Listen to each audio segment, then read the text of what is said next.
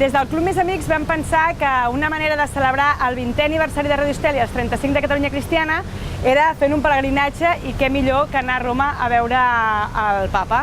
Hem tingut tots els ingredients perquè totes les sinergies de tots els interessos de tot aquest grup del Club Més Amics ens poguessin fer el somni realitat. Penso que tots els pelegrins surten enriquits d'aquests dies aquí a Roma. Han sigut 2 dies, però intensament viscuts.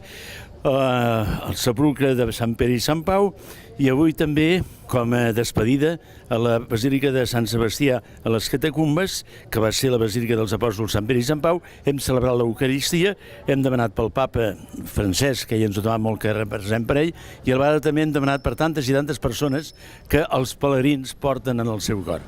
Llavors, aquest pelegrinatge a Roma és una cosa que sempre la gent guardarà en el seu cor. Jo penso que és la ciutat eterna, realment, es fa que el record també sigui etern, perduri per sempre.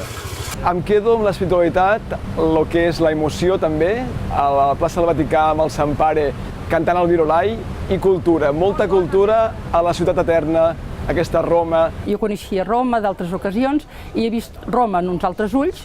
He considerat un privilegi la companyia, sobretot del cardenal Martínez Sistac, que ha fet que fos l'èxit encara més rotund de la peregrinació, i després el privilegi de poder compartir aquesta festa de l'audiència tan de primera fila. Això ha estat excepcional. Per una actuació directa del nostre cardenal vam anar a parar al final, a l'última hora, ens va venir a buscar i ens va portar a primera fila central. Per tant, a partir d'allà vam estar veient-ho tot a pocs metres. Sobretot la visita del Sant Pare em va entusiasmar i poder-lo veure de tant a la vora.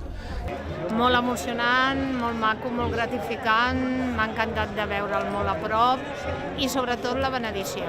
La seva simpatia quan mirava a la gent, quan donava la mà, perquè no l'he vist baixar jo del cotxe, mirava i reia.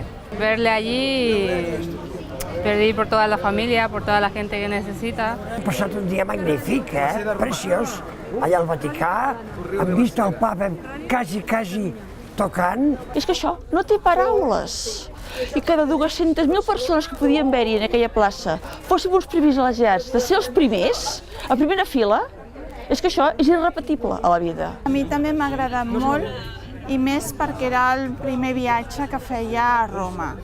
L'he pogut disfrutar molt. El viatge l'he trobat molt cultural, moltes emocions, i sobretot el que més m'ha agradat de tot és haver conegut el papa Francesc i haver conegut també la unitat de les persones, que entre tots ens ajudem. Amb compartir les coses, tots se'n van endavant. Molts bons amics que hem conegut.